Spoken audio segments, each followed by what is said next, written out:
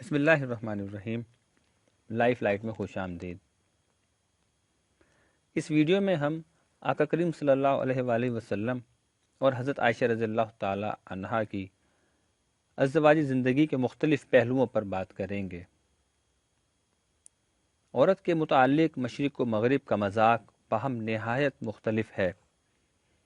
مشرق میں عورت کی محبت دامن تقدس کا داغ ہے، وہ فقط ایوان عیش کی شمع دل فروز ہے جس کی روشنی عزلت نشینان حریم تقدس کے تنگ حجروں کو اور بھی تاریک کر دیتی ہے۔ دوسری طرف محبت کیش مغرب اس کو خدا سمجھتا ہے یا خدا کے برابر جانتا ہے اور کہتا ہے کہ جو عورت کی مرضی وہ خدا کی مرضی۔ یورپ کے نزدیک کسی مذہب کے معقول ہونے کی سب سے بڑی دلیل یہ ہے کہ اس نے عورت کا کیا درجہ قائم کیا ہے۔ اسلام کا صراط مستقیم افراط و تفرید کے وسط سے نکلا ہے۔ وہ نہ عورت کو خدا جانتا ہے نہ زندگی کی راہ کا کانٹا سمجھتا ہے۔ اس نے عورت کی بہترین تعریف یہ کی کہ وہ مرد کے لیے اس کشمکش گاہ عالم میں تسکین و تسلی کی روح ہے۔ قرآن کریم میں اللہ تبارک و تعالیٰ کا ارشاد ہے، اور اس کی نشانیوں میں سے ایک یہ ہے کہ اس نے خود تمہاری جنس سے تمہاری بیویاں پیدا کی کہ تم ان کے پاس پہنچ کر تسلی پاؤ، اور اسی نے تم دونوں کے درمیان لطف و محبت پیدا کیا۔ بہرحال اس موقع پر یہ بحث مقصود نہیں کہ اسلام میں عورت کا کیا درجہ ہے اور اس کے کیا حقوق ہیں۔ یہاں ہم کو صرف یہ بتانا ہے کہ آن حضرت صلی اللہ علیہ وآلہ وسلم اور حضرت عائشہ کی خانگی زندگی میں عملاً ازدواجی زندگی کا کیا حال تھا۔ آن حضرت صلی اللہ علیہ وآلہ وسلم فرماتے ہیں، تم میں اچھا وہ ہے جو اپنی بیوی کے لیے سب سے اچھا ہو، اور میں اپنی بیویوں کے لیے تم سب سے اچھا ہوں۔ اس کی یہ عملی تصدیق اس سے ہوگی کہ حضرت عائشہ رضی اللہ تعالی عنہا کی ازدواجی زندگی 9 برس تک قائم رہی، لیکن اس طویل مدت میں واقعہ ایلا کے سوا کوئی واقعہ باہمی غیر معمولی کشیدگی کا پیش نہیں آیا۔ ہمیشہ لطف و محبت اور باہمی ہمدردی و خلوص کی معاشرت قائم رہی، خصوصاً جب یہ تصور کیا جائے کہ خاندان نبوت کی دنیاوی زندگی کس اسرت اور فاقہ و فکر و فاقہ سے گزری تھی تو اس لطف و محبت کی قدر اور زیادہ بڑھ جاتی ہے۔ حضرت صلی اللہ علیہ وآلہ وسلم حضرت عائشہ سے نہایت محبت رکھتے تھے اور یہ تمام صحابہ کو معلوم تھا، چنانچہ لوگ قصداً ہدیے اور تحفے بھیجتے تھے۔ جس روز حضرت عائشہ کے ہاں قیام کی باری ہوتی اور ازواج مطہرات کو اس کا ملال ہوتا، لیکن کوئی ٹوکنے کی ہمت نہیں کرتا تھا۔ آخر سب نے مل کر حضرت فاطمہ کو آمادہ کیا۔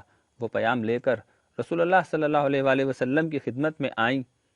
آپ نے فرمایا، لخت جگر، جس کو میں چاہوں اس کو تم نہیں چاہو گی۔ سید عالم کے لیے اتنا ہی کافی تھا۔ وہ واپس چلی آئیں۔ ازواج نے پھر بھیجنا چاہا مگر وہ راضی نہ ہوئیں۔ آخر لوگوں نے حضرت ام سلمہ کو بیچ میں ڈالا۔ وہ نہایت سنجیدہ اور متین تھیں۔ انہوں نے موقع پا کر متانت اور سنجیدگی کے ساتھ درخواست پیش کی۔ آپ نے فرمایا، ام سلمہ، مجھ کو عائشہ کے معاملے میں وقت نہ کرو، کیونکہ عائشہ کے علاوہ کسی اور بیوی کے لحاف میں مجھ پر وحی نازل نہیں ہوتی۔ یہاں لفظ وقت نہیں، دک ہے۔ ایک دفعہ کہیں سے کوئی ہار آیا، آپ نے فرمایا، میں اس کو دوں گا جو دنیا میں مجھ کو سب سے زیادہ محبوب ہوگا۔ سب نے کہا یہ ابن قحافہ کی بیٹی عائشہ کے ہاتھ لگا، لیکن آن حضرت صلی اللہ علیہ وآلہ وسلم کی پاک و خالص محبت رنگین لباسوں اور طلائی زیوروں کے پردہ میں کبھی نہیں ہوئی، اس لیے آپ نے وہ ہار اپنی کمسن نواسی حضرت زینب رضی اللہ تعالی عنہا کی صاحبزادی امامہ کو عنایت فرمایا۔ حضرت عمر بن العاص جب غزوہ سلاسل سے واپس آئے تو دریافت کیا کہ یا رسول اللہ صلی اللہ علیہ وآلہ وسلم، آپ دنیا میں سب سے زیادہ کس کو محبوب رکھتے ہیں؟ ارشاد ہوا کہ عائشہ کو۔ عرض کی، یا رسول اللہ صلی اللہ علیہ وآلہ وسلم، مردوں کی نسبت سوال ہے۔ آپ نے فرمایا، عائشہ کے باپ کو۔ ایک دن حضرت عمر نے حضرت حفصہ کو سمجھایا کہ عائشہ کی ریس نہ کیا کرو، وہ تو حضور صلی اللہ علیہ وآلہ وسلم کو محبوب ہے۔ ایک دفعہ ایک سفر میں حضرت عائشہ کی سواری کا اونٹ بدک گیا اور ان کو لے کر ایک طرف کو بھاگا۔ حضرت صلی اللہ علیہ وآلہ وسلم اس قدر بے قرار ہوئے کہ بے اختیار زبان مبارک سے نکل گیا، وعروسا ہاہو، ہائے میری دلہن۔ ایک دفعہ حضرت صلی اللہ علیہ وآلہ وسلم باہر سے تشریف لائے۔ حضرت عائشہ کے سر میں درد تھا، اس لیے کراہ رہی تھیں۔ آپ نے فرمایا، ہائے میرا سر۔ اسی وقت حضرت صلی اللہ علیہ وآلہ وسلم کی بیماری شروع ہوئی اور یہی آپ کا مرض الموت تھا۔ مرض الموت میں بار بار دریافت فرماتے تھے کہ آج کون سا دن ہے۔ لوگ سمجھ گئے کہ حضرت عائشہ کی باری کا انتظار ہے، چنانچہ آپ کو لوگ ان کے حجرے میں لے گئے اور آپ تا وفات وہیں مقیم رہے اور وہیں حضرت عائشہ کے زانوں پر سر رکھے ہوئے وفات پائی۔ فرمایا کرتے تھے کہ الہی، جو چیز میرے امکان میں ہے، یعنی بیویوں میں معاشرت اور لین دین کی برابری، اس میں اس عدل سے باز نہیں آتا، لیکن جو میرے امکان سے باہر ہے، یعنی عائشہ کی قدر و قیمت، اس کو معاف کرنا۔ لوگ سمجھتے ہیں کہ آپ کو حضرت عائشہ سے محبت حسن و جمال کی بنا پر تھی، حالانکہ یہ قطعاً غلط ہے۔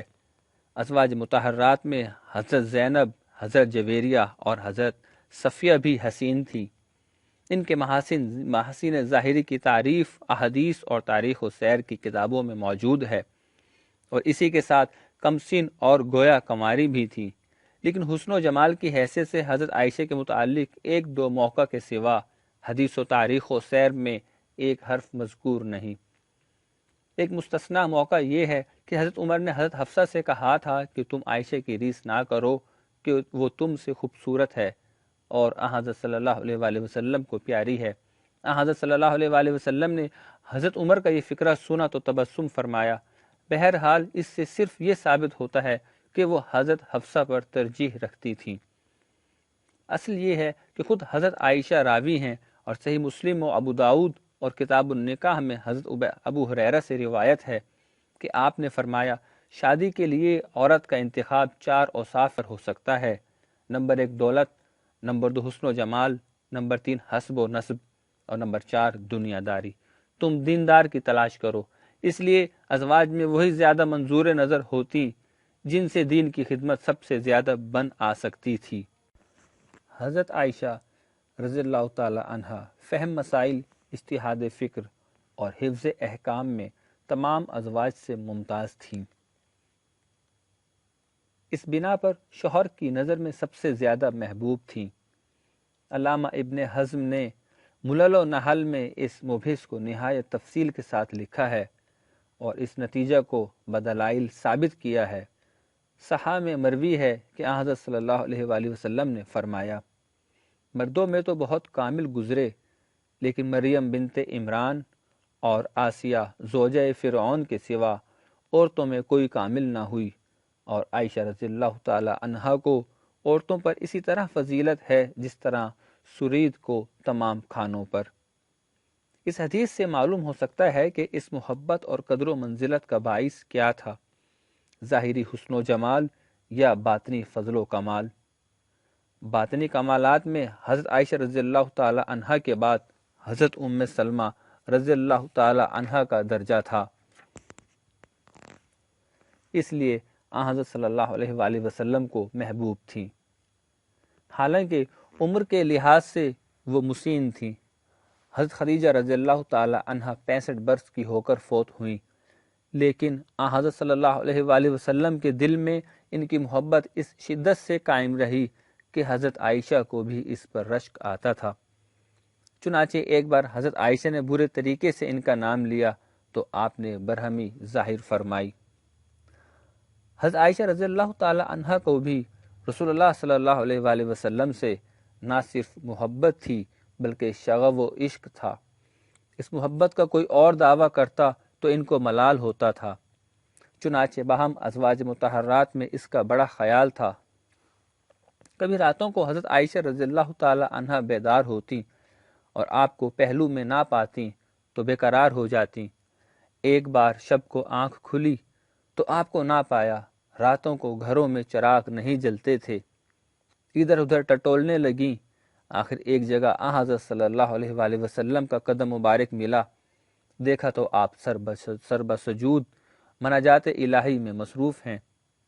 ایک دفعہ یہی واقعہ پیش آیا تو شک سے خیال کیا کہ شاید آپ کسی اور بیوی کے ہاں تشریف لے گئے ہیں، اٹھ کر ادھر ادھر دیکھنے لگیں، دیکھا تو آپ تسبیح و تحلیل میں مصروف ہیں۔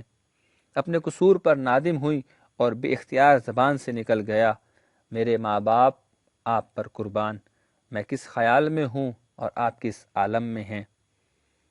ایک شب کا اور واقعہ ہے کہ آنکھ کھلی تو حضرت صلی اللہ علیہ وآلہ وسلم کو نہ پایا۔ شب کا نصف حصہ گزر چکا تھا، ادھر ادھر ڈھونڈا لیکن محبوب کا جلوہ نظر نہیں آیا۔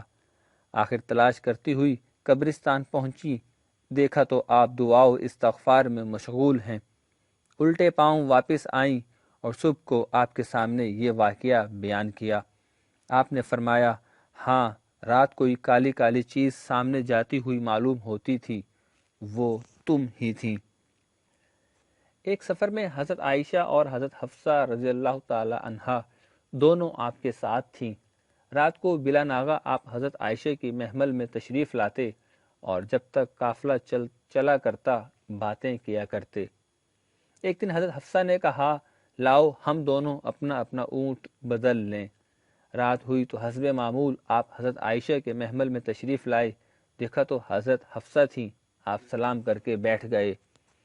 حضرت عائشہ تشریف آوری کی منتظر تھیں، جب قافلہ نے پڑاؤ ڈالا تو حضرت عائشہ سے ضبط نہ ہو سکا، محمل سے اتر پڑیں، دونوں پاؤں گھاس پر رکھ دیے اور بولیں، خداوند میں ان کو تو کچھ نہیں کہہ سکتی، تو کوئی بچھو یا سانپ بھیج جو مجھ کو آ کر ڈس لے۔ حضرت صلی اللہ علیہ وآلہ وسلم نے اعلیٰ کر لیا تھا، یعنی عہد کر لیا تھا کہ 1 مہینہ تک ازواج مطہرات کے پاس نہ آئیں گے۔ باہر حجرت سے متصل حضرت عائشہ کا ایک مردانہ بالا خانہ تھا، وہیں قیام فرما تھے۔ تمام بیبیاں گریہ و زاری میں مصروف تھیں اور حضرت صلی اللہ علیہ وآلہ وسلم کے خلاف مرضی وہاں جا بھی نہیں سکتی تھیں۔ حضرت عائشہ کا یہ حال تھا کہ مہینہ گزرنے کے انتظار میں ایک ایک دن گنتی تھیں۔ مہینہ جب ختم ہوا تو سب سے پہلے آپ انہی کے کمرے میں تشریف لائے۔ چونکہ ازواج مطہرات میں مختلف درجوں کی عورتیں تھیں، بعض امراء اور رئیس گھرانوں کی بیٹیاں تھیں، اور وہ اس طرح فقیرانہ زندگی بسر کرنے پر راضی نہ تھیں۔ اس بنا پر تخیر کی آیت نازل ہوئی کہ جو چاہے اس شرف کو قبول کرے اور جو چاہے خانہ نبوت سے الگ ہو جائے۔ ازواج مطہرات میں کون ایسی بدقسمت تھی جو کنارہ کشی پسند کرتی؟ سب نے بخوشی اسی زندگی کو ترجیح دی، لیکن سب سے پہلے حضرت عائشہ رضی اللہ تعالی عنہا ہی نے ابتدا کی اور فضل تقدیم کے لیے منع کر دیا کہ یا رسول اللہ صلی اللہ علیہ وآلہ وسلم، میرا جواب کسی کو نہ بتائیے گا۔ اس فکرہ میں نسوانی فطرت کی جھلک نمایاں ہے۔ اسی کشمکش کے آخر زمانہ میں ارجاء کی آیت نازل ہوئی، یعنی جس بیوی کو آپ چاہیں رکھیں اور جس کو چاہیں الگ کر دیں۔ گو آپ نے اپنے فطری رحم و مروت کی بنا پر کسی کو الگ کرنا گوارا نہ فرمایا، لیکن یہ اختیار بہرحال حاصل ہو چکا تھا۔ حضرت عائشہ کہا کرتی تھیں، یا رسول اللہ، اگر یہ اختیار مجھ کو عطا ہوا ہوتا تو میں اس شرف میں کسی اور کو ترجیح نہیں دیتی۔ غزوہ موطا میں حضرت جعفر طیار کی شہادت کی خبر آئی تو آپ کو سخت ملال ہوا۔ اسلام میں نوحہ ممنوع ہے۔ ایک صاحب نے آ کر اطلاع دی کہ حضرت جعفر رضی اللہ تعالی عنہ کے ہاں نوحہ کر رہی ہیں۔ آپ نے فرمایا، منع کر دو۔ وہ گئے اور واپس آئے کہ نہیں مانتی۔ آپ نے فرمایا، ان کے منہ میں خاک ڈال دو۔ وہ پھر گئے اور واپس آ کر کچھ کہنے لگے۔ حضرت عائشہ رضی اللہ تعالی عنہا دروازہ کی دراز سے دیکھ رہی تھیں اور بے قرار ہو رہی تھیں کہ نہ یہ صاحب جو آپ کہتے وہ کرتے ہیں اور نہ آپ کی جان چھوڑ کر جاتے ہیں۔ آپ اکثر حضرت عائشہ کے زانوں پر سر رکھ کر سو جاتے۔ آپ ایک دفعہ اسی طرح آرام فرما رہے تھے کہ ایک خاص سبب سے حضرت ابوبکر صدیق رضی اللہ تعالی عنہ غصہ میں اندر تشریف لائے اور بیٹی کے پہلو میں کونچا دیا۔ حضرت عائشہ کہتی ہیں کہ میں صرف اس خیال سے نہیں ہلی کہ آپ کے خواب راحت میں خلل واقع ہوگا۔ آپ حضرت صلی اللہ علیہ وآلہ وسلم کی زندگی انسانی معاشرت کے لیے نمونہ تھی۔ اس بنا پر صرف اس تعلیم کے لیے کہ شوہر کو اپنی بیوی کی خوشنودی کی کس طرح کوشش کرنی چاہیے، آپ کبھی کبھی ان کے ساتھ غیر معمولی انبساط کے ساتھ پیش آتے تھے۔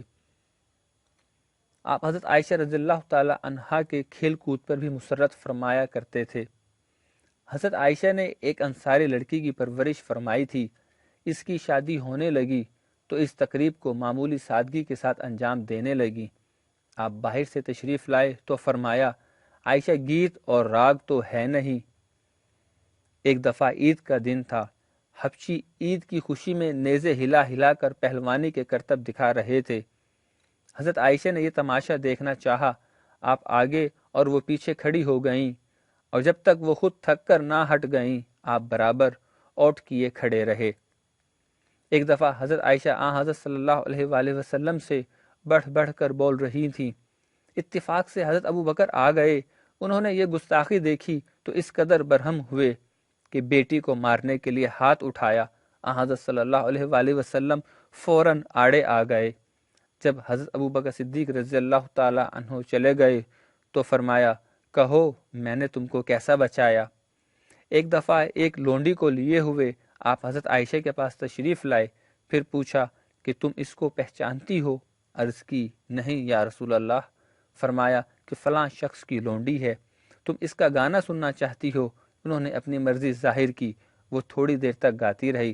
آپ نے گانا سن کر فرمایا، اس کے نتنوں میں شیطان باجا بجاتا ہے، یعنی اس قسم کے گانے کو آپ نے بذات مکروہ سمجھا۔ کبھی کبھی دل بہلانے کو آپ صلی اللہ علیہ وآلہ وسلم کہانی بھی کہا کرتے تھے۔ ایک دفعہ اثناء گفتگو میں خرافہ کا نام آیا۔ فرمایا، خرافہ کو جانتی ہو کون تھا؟ قبیلہ ازرا کا ایک آدمی تھا۔ اس کو جن اٹھا کر لے گئے۔ وہاں اس نے جو بڑے بڑے عجائبات دیکھے تھے، واپس آ کر ان کو لوگوں سے بیان کیا تھا۔ اس بنا پر جب کوئی عجیب بات آپ لوگ سنتے ہیں تو کہتے ہیں یہ تو خرافہ کی بات ہے۔ ہماری زبان میں اسی کی جمع خرافات مستعمل ہیں۔